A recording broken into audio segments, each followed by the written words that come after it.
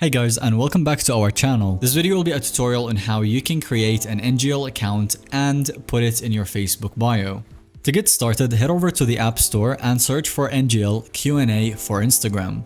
Download the application and then launch it. Once you open up your account, you will see this main homepage from which you want to click on Get Started, and then it will ask for your Instagram username. So once you've written that, click on Done. And now you have your NGL account ready. You can make such requests to send anonymous messages, describing in 3 words, send a name for a friendship TBH, and so on. You can now see the type of request that you want to have, and then from that you can see your link down below. Copy your link and then you can share it to your friends from within the app, to your Instagram story and all that. But what we're gonna do is that we're gonna leave it in the Facebook bio.